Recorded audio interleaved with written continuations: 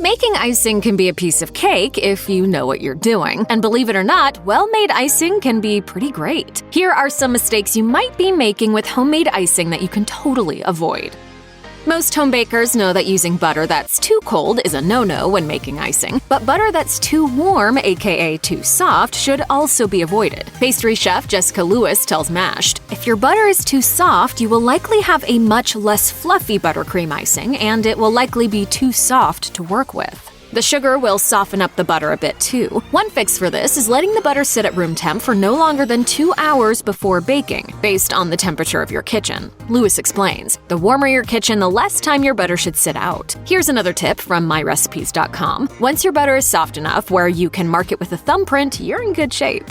You want your icing to be sweet, but not too sweet. Jessica Lewis says, "Make sure you're tasting your icing while it's being made and control the amount of sugar going in. If you add too much sugar, it'll leave an unpleasant aftertaste. Too little sugar and you'll get a buttery aftertaste. Try balancing the flavors as you mix. If you taste the buttercream and it's too sweet, add a pinch of salt. Salt helps balance the sugar." According to Cake Decorist, a good time saver is to use salted butter instead of regular butter in your recipe. Then that salty flavor will already be in there. Other great ingredients that can help even out the sweetness include sour cream, creme fraiche, or mascarpone cheese. They'll add an extra layer of flavor to the icing too.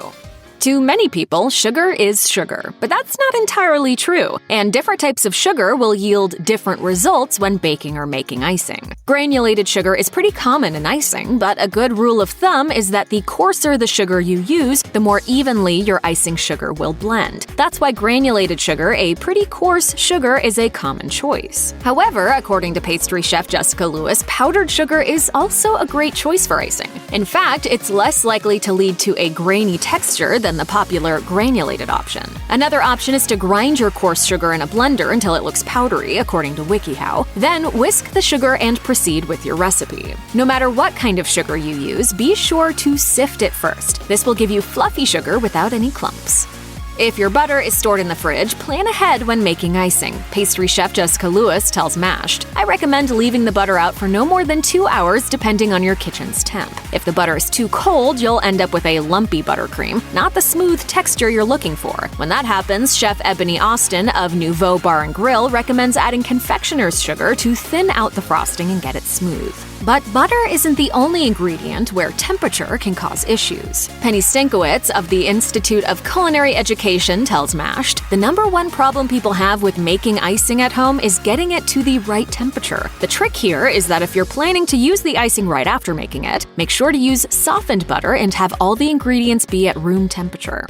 As with any type of cooking or baking, the results you get are directly related to the quality of the ingredients you use. Jocelyn Drexinger, owner of Mint and Mallow Kitchen, tells Mashed, "The most common mistake I see home bakers make with icing is not using high-quality butter. Creaming butter correctly is key to making a smooth frosting. Using a free-range, slow-churned butter will give you the creamiest and, of course, tastiest frosting you could ever want." Drexinger explains, "With so few ingredients in a simple recipe like homemade icing, the flavor of every ingredient, be it good or bad, will really come through. A high-quality butter's superior structure that comes from cream produced by healthy, grass-fed cows will also yield a smoother texture and make it that much easier for any home baker to achieve a delicious frosting."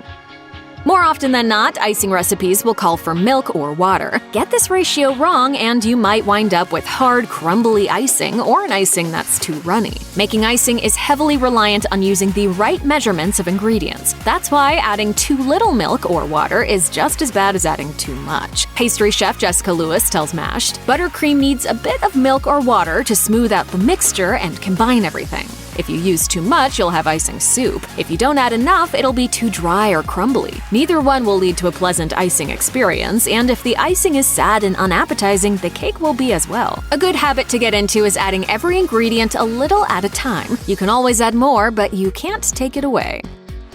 Don't forget to flavor your buttercream. Buttercream just tastes like sugar or butter if you don't add flavor. And while that may sound great at first, it won't be all that memorable. Adding flavor can be pretty simple. All it takes is a dash of extract or a splash of citrus. Play around and see what appeals to you the most. Pastry chef Jessica Lewis says, "A splash of vanilla makes a world of difference on a finger-licking buttercream." You can also consider flavors like orange, lemon, or raspberry, but be forewarned, if you use too much extract, your icing might become bitter, so always always work a little at a time. This flavoring is also important if you want your buttercream to taste buttery, but not like butter. Try mixing a bit of lemon or orange zest into the icing. Nutella or peanut butter can make a tasty difference, too.